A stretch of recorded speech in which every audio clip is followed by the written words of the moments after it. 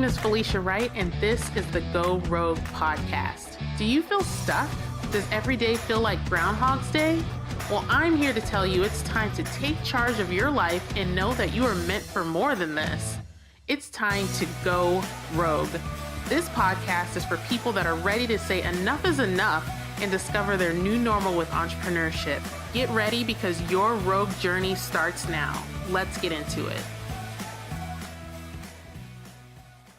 Hello and welcome to the Go Rogue podcast. I am so excited to welcome Ronda to the podcast. Welcome, Ronda. Hi, thank you for having me. I'm so excited because Ronda is actually my coach and she's phenomenal. Let me tell you, she's really awesome. But before we get started, I want to tell you a little bit about Ronda.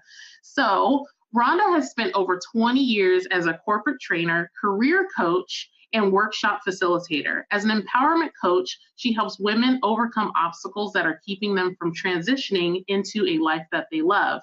Ronda's coaching approach is centered on transformational conversations that create a sense of self-awareness, motivation, problem solving, and overall well-being. So I am super excited about this podcast. Thank you so much for being here.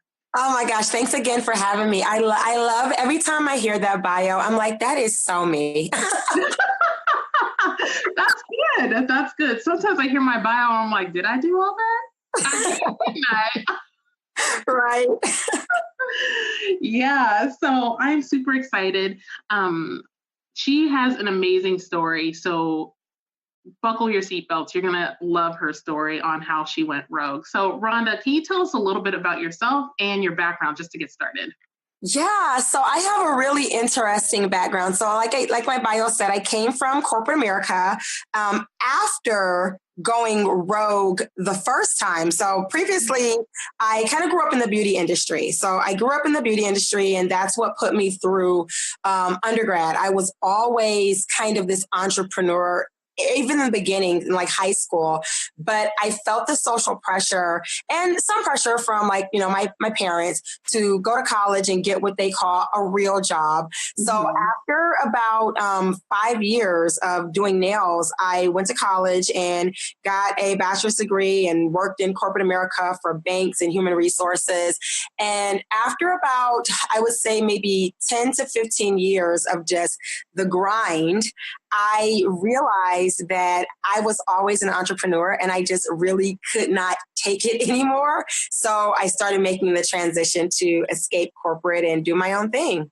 Okay, so let's talk a little bit more about that, like to escape. So what prompted you to want to escape and leave corporate? Like, I know there was something. Right. Well, like I said, I started out in training and development, and I worked in HR for a lot of major corporations, and it wasn't fulfilling. I loved being able to interview people and train them and give them employment, but there was something missing. So what I did was I transitioned from human resources to career education. And I started working with students at various colleges in the career services department. And after a few years of just watching people do what they were really wanting to do, and then being the person to encourage them and motivate them and say, hey, if it's not your passion, don't do it. And just really kind of showing my students how to brand themselves and, get their jobs and live their best life in real life, which is my motto. It got draining after a while to be the person that was in this box, kind of watching the people that you are helping go off and have what I value the most is freedom. Mm-hmm. And I didn't have it. So I kind of started having FOMO. I was like, I want to go live my best life too and get out of this office. Yeah, so you almost have to take your own advice because you're telling like, if you don't like it, don't do it. And then here we are as women doing things that we don't like. That was exactly it. I mean, I worked for the last corporate job I had. I was the director of career services for a massage therapy school. And a big part of my job was to go to spas on a regular basis and tour these spas and facilities. And, I would watch the people during the day that had the freedom to come and get a massage or a treatment. And then I would watch my students and my graduates have the luxury of being able to work with clients as energy workers and healers, and everyone just seemed so happy and so peaceful. And although I loved what I was doing, that element of freedom was screaming at me, and I had to get out. I like that you said that, because literally when I was in the classroom, my classroom didn't even have a window. So when I would go up front, like I could see out the double doors, and I'm like, look at other people carrying on with their lives, and I'm stuck in here. I have the exact same feeling of like, I could be out there too. Yeah. It's like an animal. It's almost like being an animal in a cage that you don't know isn't locked. Yeah. And then you realize you kind of push that door and you're like, oh, I can leave. Yeah. Tell us about when you did leave. Like, what was that experience like? Oh gosh, it was freeing, but it was scary because I really didn't have a plan. I knew that I wanted to be free, and I missed my roots in the beauty industry. I had maintained my license for 20 years. I had maintained my license in the beauty industry. Wow. And I knew I wanted to be back in a place where it was creative and flexible. And, I would talk with people every day. So I figured, I have all of these skills. Why not monetize them? Why not go back to my roots? So when I left, I took about 6 months off, and then I decided to go back into a salon as a part-time nail technician after being gone from the beauty industry for 20 years. Wow. How was that? I can only imagine, like, things have changed and different, and a lot had changed. And it was kind of a learning curve for me. But what I found was, and I would be honest, I was never the best nail tech in the world. I was never, but I loved doing and I loved being creative. But what I found was what I loved the most was talking to my clients. And people would come in for manicures and pedicures, and they knew that I was not the best nail technician. Like, this polish is probably going to chip in 3 days. But they would come in for what I now know to be coaching sessions with me. People were so fascinated by my story. Like, well, why are you doing nails? Like, didn't you go to college, and couldn't you be? And I was like, this is what I want to do. Like, I love, dressing funky and, having like music playing at work and conversations going and people getting beautiful. And I feel inspired when I'm here. So, they were like, I love this. And people would come in and they would come to me with their problems. And I kind of realized at that point, okay, Rhonda, you're helping people. You're solving these problems for them. You have this background in training and development. Maybe you should do something with that, because you're kind of, the beauty industry has kind of moved on without you. This isn't like 1994 and people are getting, cocoa from SWV nails. Yeah. They moved on a little bit, and I didn't move with them. So I decided that, it's the beauty industry, as much as I love working with women. And that's when I realized I really love working with women and helping them. But that just was not the vessel. The salon was not the way I should be doing it. Yeah. And one thing I want to highlight just from where we're at in your story is like the courage that it took to leave corporate and take that time off for yourself. Even just to take time off for yourself takes courage. Like, because as women, we're trying to take care of everybody. And then when you realize that the nail tech thing wasn't working, you have the courage to really self-identify and realize, oh, this is really what I'm good at, not nail tech. Like, I'm good at coaching people. So kudos to you. Like, what gave you the courage to just like bank on yourself, really? Because most You people know, would I, struggle with I that. think for me, and this is probably my main focus of coaching and working with my clients, and it's not something, I mean, I've always been self-aware, but I think for me, the courage is knowing that corporate America, you know, and the jobs that I've had, they aren't going anywhere. And I think that when you know the skill sets that you have, you know, if you've ever had a high paying job or gotten bonuses and raises, when you really know how valuable you are, then you kind of know that you really don't have anything to lose. You know, I've always known that I can monetize whatever. I can always get a job. You know, I could always survive. I look back on before the degrees, before the titles and the fancy zip codes and everything. You know, where did I live when I was an undergrad? What was I doing? Was I happy? And if I had to go back to that tomorrow, would I be okay? And I would always be able to tell myself, yeah, like if I had to go and live in like a cute 2-bedroom apartment above a barber shop, you know, and drive a Honda Accord, I was okay. And I made it out of that once. So I can definitely, without the knowledge and the education. So with more skills comes more success. It's just the mindset of if you've done it once, you can do it again. And even if you have to go backwards in society's eyes, you're going backwards with way more skills, way more knowledge. So what do you really have to lose?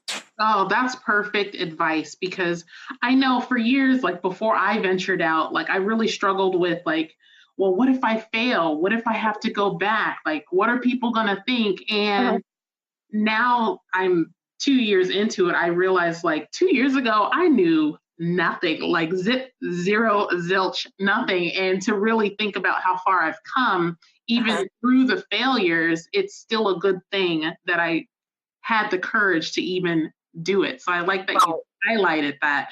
And that's what I want women to hear, because even if you go for it and fail, you learn something. Absolutely. And I embrace failure. Failure makes you better actually than everyone else. I mean, there is not a successful person out here that just woke up one day and had an idea and everything went well and now they're a gazillionaire. Like, it does not work like that. You have to experience trial and error to perfect your ideas and to perfect your goals and your dreams. So I think that, you know, it's not a question of what if I fail. I knew that I was going to fail. And I was going to grow and I was going to come out better. And the people that, you know, we worry about, like, well, what are they going to think? I knew that those folks would still be where I left them. And, you know, if I ever had to go back, at least I would be able to say, well, I'm coming back better because I've experienced something. You have been staying here for the last, you know, 4 years. What do you know that's new? Oh, good point. Good point. Like recently I had a conversation with my husband, and I was telling him before I did any of this, I was like, you realize like I was literally stuck doing the same thing year in, year out, not learning anything new, like Yeah. nothing. Nothing. Not just skills. I mean, learning about yourself. I Mhm. think that, and this is one of the things that really breaks my heart, because I feel like, you know, for me, it wasn't really the fear of success or the fear of failure that paralyzed me. It was the fear of success. Really? Yes. That was my demon. That's still my demon. I'm just aware of it and I'm walking through it. But I was never worried about failing because I know that everyone fails. Everybody fails. Not everyone has success. And when you don't have a lot of people, like the majority of people that have, you know, shown how to deal with the stress and the isolation and the conflict, the internal conflict that comes with success, because there aren't as many successful people to model. That's what I was afraid of. I was afraid that, you know, I would go out and be great and I would have these opportunities and I wouldn't know how to decide, or I would be overwhelmed, or, you know, it would just be so much that people wouldn't want to be around me anymore. I wouldn't be relatable. And I would end up on Success Island all by myself. And I didn't want that. Yeah, that's a really good point. Like that's a thought. Whoops. hit my speaker over here. That's a thought that has crossed my mind. It's like, well, what if I get there and I don't know what to do with it, you know? So how are you taking steps to overcome that right now? Well, lots of therapy. I always say my dream team is my therapy, my coach, and my God. You know, I mean, you can't outrun yourself. And this may sound very egocentric, but I now realize that the things that I am doing, I've always been destined to do them. And it's just going to get bigger and better and scarier. And no matter how many times I try to walk away from it or water it down, you can't change who you are and what's for you. You just have to learn how to deal with it. So, I mean, for me, it gets a little bit easier because, you know, through therapy, through coaching, I'm aware of my fears. And I kind of put myself, I try to just remember that at the end of the day, I don't care if you're Oprah, Will Smith, J-Lo, you know, all of these people that we look up to, they weren't always that person. You know, that we see them, that we idolize, and they put their pants on and, you know, probably trip putting them on just like we do every day. And people are people, you know, so you just kind of have to accept that you're going to be isolated a little bit because that's why they call it the 1%. But as long as you stay humble and remember where you came from, like Will Smith, J-Lo, Oprah, you're going to be okay.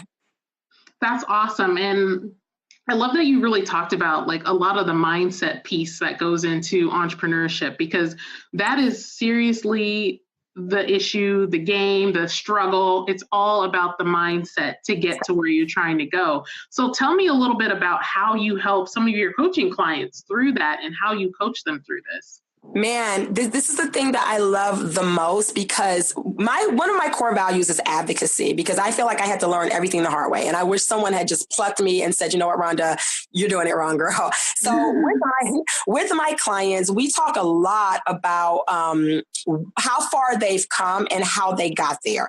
Really just reminding them of the foundation that they've already built. I think a lot of times my clients, because I do get a lot of second career people or people who are going rogue and they feel like they're not good enough to sell their services or attract clients. And I remind them all the time, you know, go pull your last few annual reviews from the job. What did the job say about you? You know, what were the bonuses that you got? What are the feedback that you've gotten? I tell people all the time, you've already made $1 million. You just made it for the companies. If you believe in yourself as much as the companies that chose you believed in you, you're going to be okay. You know, like they're not just hiring anybody. Obviously, you were chosen. You just have to believe that you are worthy of everything that was given to you and then decide to take it. That's huge. Like, and that's such a shift to think about. It's like you have made millions, just not for yourself. No, like I'm telling you, no one thinks that way. I've never thought that way. And it's so powerful to think that way because you have been doing a lot and you have to recognize, like just recently, well, before I used to write down my monthly, weekly, and daily goals. I fell off. And then I started doing it again. And just by the act of writing it down and seeing how much I accomplished in a month, a week, a day, I was like, whoa, like I am doing way more than I thought.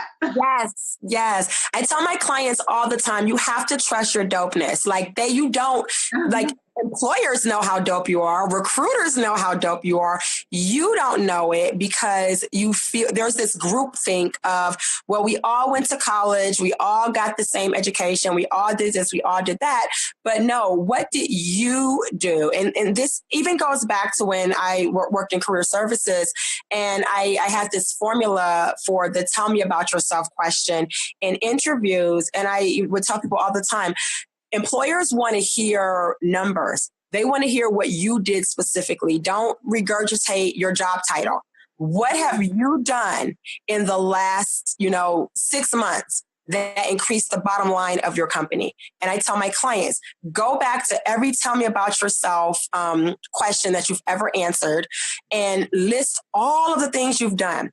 Now, reframe that and think if you did it for yourself. If you made that money, how bossed up would you feel about yourself? Yeah, like we'd feel invincible. Right. And worst case scenario, I always tell them, it's not like if you leave a job or a corporation that, your degree just turns into dust or your experience just goes away. I have a client who is a pharmacy technician. And I told her, I said, there will always be a pharmacy in a drugstore or in a drugstore or in a grocery store or in a Target.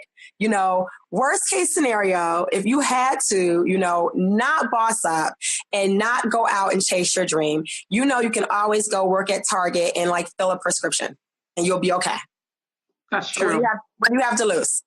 Exactly. Not much, actually. Not much. That's awesome. So I want to ask you one question.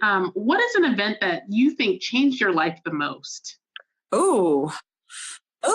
An event that changed my life the most. Wow, I've had so many crazy things happen to me. Yeah, I love the crazy stuff. I know. I've had so many crazy things. I think the event that has changed my life the most is probably becoming a licensed foster parent. Really? Tell us about that. Yeah, I mean, so I grew up. My mom became a foster parent when I was 16. So I was always very familiar with foster children and foster care system, and I got exposed very early on to children who didn't have a lot of the advantages that I had. I grew up, I was a military brat. My mom had her own business. So becoming a foster parent or just being a part of the foster care community, because I became a licensed foster parent at 24. So I think becoming a part of the foster care community, what that did for me is it really showed me the opportunities that have been awarded to me that other people didn't have and what I wasn't doing with my opportunities. I looked at all of these kids that, came from a lot of struggle, and a lot of them, despite the struggle, I think that's what even motivated me more. The kids that came into our homes or came into our lives that didn't have the opportunities that I had and went on to, make something of themselves and surpass what I was doing. And I'm just like, I have two parents, education, all of these things, I wasn't being abused and I was just kind of sitting on it. I knew that I had to do more with what was given to me. And I think it really made me very resourceful. And that's just one of the things that I'm known for is figuring out a way with what I have, watching these kids have nothing and then, I guess taking the little bit that was given to them and making something out of it. I'm like, I can do this. So I definitely think that being exposed to the foster care community changed my life and had the most impact on me. That's amazing. And that's such a great way to give back because there's so many children out there that need mentors and need support and literally just need a roof over their head. Yes, so the basics. Yes. Yeah, things that we take for granted. Like I know I take things for granted all the time and I do my best not to, but that's amazing. So I have one more question for you. Okay. And I know you're going to rock this question because this is what you're good at. No problem. What's the number one piece of advice for a woman that might be struggling and wants to start her rogue journey, but doesn't know what to do? What would you tell her? I would say the number one piece of advice is look at where you are and how you got there and know that you can always go back. That's good. That's really good. Yeah, it's not going anywhere. Yeah. When I left, I felt like I couldn't go back. It's like, I can't go back. I can't go back. Yeah. And you can always go back in some capacity. Like I say that all the time too. Like I don't ever see myself going back and being, HR, but I can definitely go back as a freelance consultant.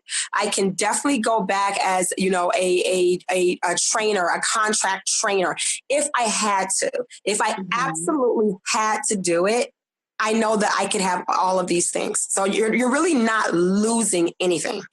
Yes. Awesome. That's a great piece of advice for anybody that wants to go rogue or has gone rogue, but they're scared out of their wits. Because trust me, I was there. Yeah.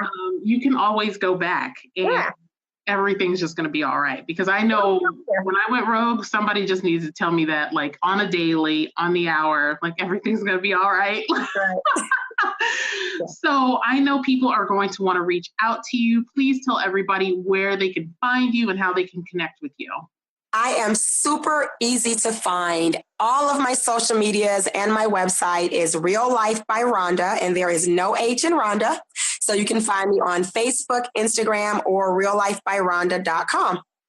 Awesome. And if you're driving, definitely check out the show notes. All of her information will be in the show notes for you, so you can link up and start cyber stalking her, because you're going to want to do that. And definitely reach out and say hello. So again, thank you so much, Ronda, for being on the Go Rogue podcast. I know your story is going to inspire so many people. Oh, thank you so much for having me. And thank you so much for being such an awesome client. Awesome. All right. So definitely subscribe to the Go Rogue podcast. Thank you for tuning in. Get out there, take action, be brave, and go rogue.